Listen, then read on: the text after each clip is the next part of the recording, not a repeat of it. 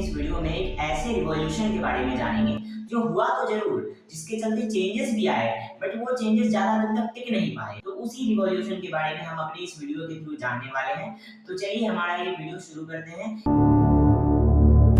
तो आपने French revolution का नाम जरूर सुना होगा। तो फ्रेंच रिवॉल्यूशन क्या था? तो फ्रेंच रिवॉल्यूशन असल में एक बदलाव आया था फ्रांस में, from monarchy to the rule of people और रिपब्लिक। तो इसी को हम इस वीडियो में समझेंगे। कहीं यूरोप में पहले फेडरल सिस्टम चलता था, उसके तहत लोगों सोसाइटी में डिवीजन था। और एक और चीज जो कि वर्ल्ड में 16 टू 18 सेंचुरी के बीच में बहुत ज्यादा चल रही थी, वो था वर्ल्ड में मोनार्कियल रूल, जिसके चलते क्या था कि मोनार्क्स जो है अपने टेरिटरी को एक्सपैंड करना चाहते थे। अब टेरिटोरियल एक्सपेंशन करने के लिए वो क्या करते थे, अटैक्स करते थे, जिसके लिए वो बहुत सारे पैसे को खर्चा करते थे, जिससे कि आम जनता जो लोअर क्लास होता था उस पर ज्यादा इफेक्ट पड़ता था। तो अब हम थोड़ा जानते हैं कि किस तरह से यूरोप में सेक्शंस बटे हुए थे। ये आपको थोड़ा आगे की चीजों को समझने में हेल्प करेगा फ्रेंच रिवॉल्यूशन से। तो यूरोप में जो पहले फेडरल सिस्टम था, उसके तहत जो क्लासेस में बांटा गया था सोसाइटी में, अलग अलग ग्रुप्स ऑफ पीपल को। तो सबसे अपर क्लास पे आते थे नोबिलिटी, उसके बाद आते थे क्लर्की, उसके बाद आते थे पीजेंट्स।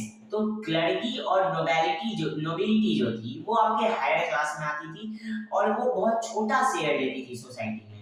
लेकिन जो पीजेंट्री था वो बहुत ज्यादा शेयर लेता था सोसाइटी में। अब जब वो बहुत ज्यादा शेयर लेता था सोसाइटी में, सोसाइटी में तो पॉपुलेशन के मामले में मेजॉरिटी फॉर्म कर लेते थे, लेकिन उनके पास इनकम के हिसाब से वो माइनॉरिटी के स्टेटस पे रह जाते थे।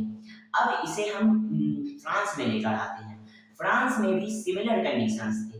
फ्रांस में भी मोनार्क थी, फ्रांस में भी ऐसे ही डिस्ट्रीब्यूशन था, ईस्ट स्टेट्स में बटे हुए थे।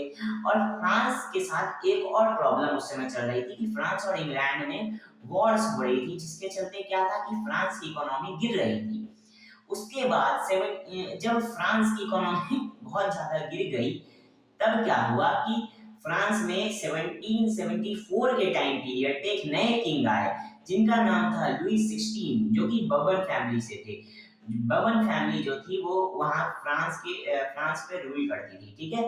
तो ये जो हमारे लुई 16 थे, वो जब रूल करने आए तो वो 20 इयर्स के थे। और 20 इयर्स में जब वो रूल कर रहे थे, तब वहाँ की इकोनॉमी फ्रांस की बहुत वीक थी। और प्लस उनके उसके साथ साथ ही कुछ सालों के बाद जैसे ही उनका रूल शुरू हुआ, अमेरिका भी इंडिपेंडेंट हुआ था इंग्लैंड से। अब जब अमेरिका इंडिपेंडेंट हुआ इंग्लैंड से, उस दौरान इंडिपेंडेंस वॉर के समय ये जो फ्रांस है उसने अमेरिका को बहुत ज्यादा फंड्स दिए थे। अब ये जो पैसे फ्रांस उनको दे रहा था, अब फ्रांस के पास पेड़ पर तो पैसे लगते नहीं थे, तो इसके लिए उन्होंने अपने स्टेट के जो लोग थे, नोबिलिटी क्लास थे, उनसे पैसे उधार लिए थे। अब उनसे वो जो पैसे उधार लिए थे, उन्हें उसने उन सभी पैसों को उसने अमेरिका को दे दिया, फ्रेंच गवर्नमेंट ने, यानी कि मतलब किंग ने, इनडायरेक्टली कहें तो किंग ने सारे पैसों को अमेरिका को दिया, 13 स्टेट्स को दिया अमेरिका के। अब उन 13 स्टेट्स ने तो इंडिपेंडेंस प्राप्त कर ली, लेकिन यहाँ पर फ्रांस को एक बहुत बड़ा डेब्ट को झेलना पड़ा, जो कि 2 बिलियन लेवियर्स का हो चुका था। अब इतना लेवियर्स जो है वो फ्रांस की करेंसी थी उस समय, ठीक है। अब इतना ज्यादा जो आपका डेब्ट था, जो कि उन्हें अपने स्टेट की नोबिलिटी सेक्शन को चुकाना था, अब वो ये कैसे चुकाते, उसके लिए इन्होंने टैक्सेस को इंक्रीज करना चालू किया। अब जब उन्होंने टैक्सेस को इंक्रीज किया, तब टैक्स पेयर्स पर इफेक्ट पड़ा, जिससे इन्फ्लेशन बढ़ गया और प्रोडक्ट्स की कॉस्ट भी बढ़ गई। अब क्या हुआ, अब वहां पर फेमाइंस भी आती रहती थी, वहां पर सीजनल चेंजेस चलते थे, क्योंकि आपको यूरोप में पता है कि वेदर कंडीशन जो होता है वो बहुत ज्यादा कोल्ड होता है, जिसके चलते वहां पर आपको वेजिटेशन ठीक तो मिलती है, लेकिन कभी ज्यादातर टाइम क्या होता है, बहुत ज्यादा कोल्ड के चलते या स्नोफॉल के चलते क्या होता है, फसल खराब हो जाती है, ठीक है।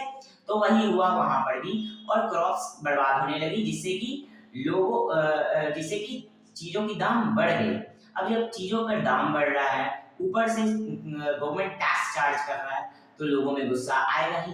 अब ये जो गुस्सा था वो मैंने आपको बताया पर्टिकुलर सेक्शन का था। जैसे कि मैंने आपको बताया कि सोसाइटी जो है 3 सेक्शंस में बटी हुई है, जिसमें आपका टॉप पे है नोबिलिटी, उसके बाद क्लर्की, उसके बाद आपका पेजेंटरी सेक्शन जो था वो अपने आप वो सबसे ज्यादा टैक्स पे करता था और क्लर्की और नोबिलिटी सबसे कम टैक्स पे करता था, ऑलमोस्ट नेग्लिजिबल, क्योंकि उनको ये बर्थ प्रिविलेज दिया गया था, ऐसा माना जाता था।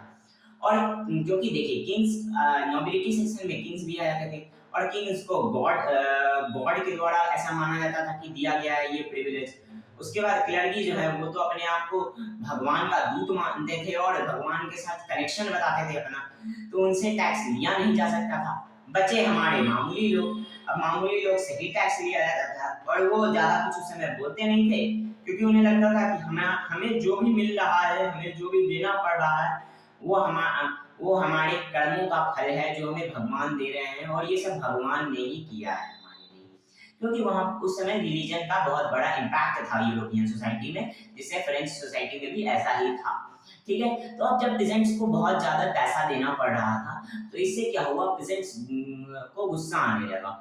अब क्या हुआ कि इसके लिए पीजेंट्स जो है अब पीजेंट्स जो है इसके इसके खिलाफ होने लगे, क्योंकि अब जब प्राइस इतना ज्यादा बढ़ेगा, उन लोगों को लंबे लंबे क्विज में लगना पड़ता था ब्रेड खरीदने के लिए, और तब भी उन्हें ब्रेड नहीं मिल पाता था क्योंकि स्टॉक ही नहीं बचता था। और उसके साथ साथ यहाँ पर एक तो इतना ज्यादा प्रेजेंट्स पर प्रेशर पड़ रहा है, उसके साथ साथ किंग्स ने क्या किया, किंग्स खर्चे पे खर्चा करते जा रहे थे। उन्होंने किंग ने क्या किया, किंग्स बोलो या अलग अलग हर कंट्री के किंग वैसा ही कर रहे थे। ऊपर से फ्रांस में जो किंग थे वो और भी ज्यादा खर्चीले थे, उन्होंने अपने लिए बड़े बड़े महल बनवाए, और किंग तो छोड़िए उनकी क्वीन भी वैसी ही थी, यहाँ तक कि क्वीन तो बहुत ज्यादा खर्चा करती थी। जो कि मैरी एंटोनीटे थे, उन्होंने बहुत खर्चा किया था अपने मतलब जब उनके किंग का रूलिंग पीरियड चल रहा था तब। अब हम कुछ टाइम आगे चलते हैं, तो 1789 में जब किंग ने देखा कि इस तरह से जो प्राइसेस बढ़ रहे हैं, इन्फ्लेशन हो रहा है, इतना ज्यादा प्रॉब्लम आ रहा है, ऊपर से यहाँ पर अब एक मिडिल क्लास अराइज हो रहा था क्योंकि ट्रेड व्रेड बढ़ रहा था, तो उससे क्या हुआ कि मिडिल क्लास राइज होना चालू हुआ। अब मिडिल क्लास के दिमाग में ऐसा था कि आखिर क्यों ऐसा चल रहा है कि किंग्स के पास ही सारा पावर हो और लड़की के पास ही सारा पावर हो, वो लोग हम लोग पर टैक्स लगाएं, जैसे कि टिथ लगाते थे, टेल लगाते थे।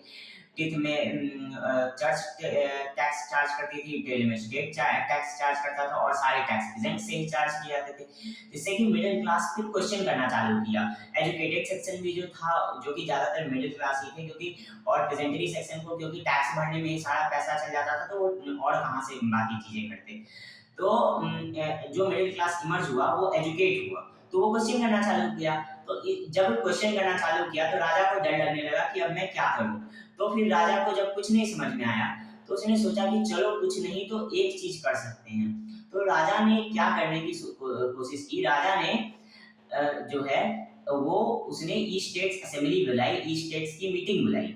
अब ई स्टेट्स की मीटिंग क्या होती है, तो इसमें क्या होता है कि तीनों जो ई स्टेट्स होते हैं, नोबिलिटी, क्लर्की और पेजेंट्री, तो तीनों एक साथ आते हैं, तीनों ग्रुप की मीटिंग होती है, सब अपना एडवाइस देते हैं, उसके बाद सब ग्रुप एक एक वोट प्रेजेंट करते हैं, पर मेंबर नहीं, हर ई स्टेट एक एक वोट में प्रेजेंट करते हैं, और उसी वोटिंग पर फिर जो है आगे डिसीजन किंग लेते हैं। ठीक है, और ये जो मीटिंग बुलाई गई थी इस बार, वो ऑलमोस्ट 175 इयर्स के बाद बुलाई गई थी फ्रांस में। तो सोच लीजिए कितना लंबा गैप के बाद फ्रांस में ऐसी कोई मीटिंग बुलाई गई थी।